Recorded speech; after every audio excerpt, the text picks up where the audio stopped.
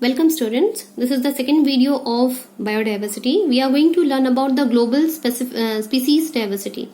So according to IUCN, that is International Union for Conservation of Nature and Natural Resources, the total number of plants and animal species which has been identified and scientifically named is around 1.75 million.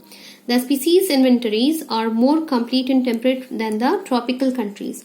So that means the species inventories means the number of the species which have been already invented or they have been worked on are more complete in case of this temperate region than that of this tropical regions.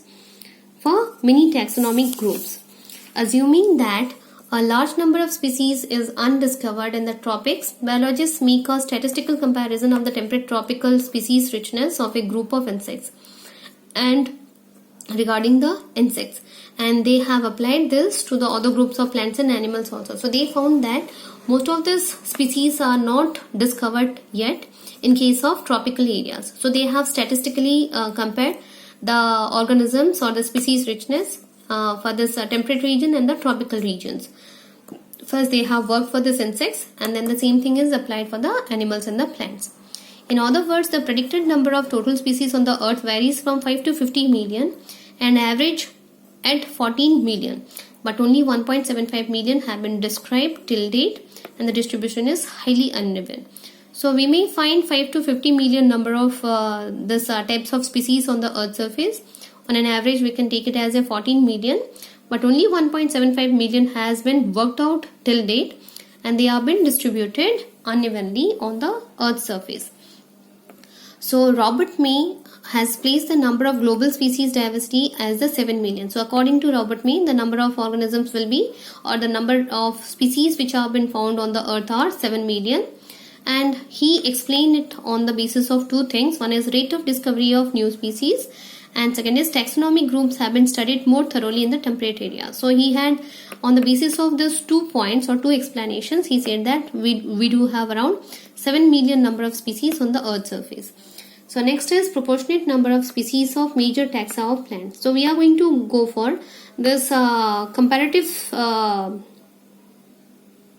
number of the species for the different taxa of this plant. See, we have taken it as a whole plant kingdom, and we find this area as the fern and the alleys or fern type of organisms.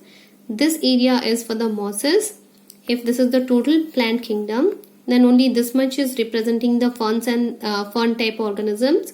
This is representing the mosses.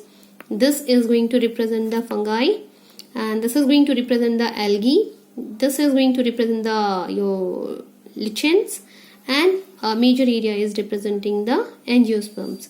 Similarly, we can go for the same type of graphs for this invertebrates. See, if we are going to take this invertebrates, we do have this maximum area is the insects, and this is mollusks, this is crustaceans, and other animal groups are this much. So if we are going to go for invertebrates, major part of it has been occupied by this insects.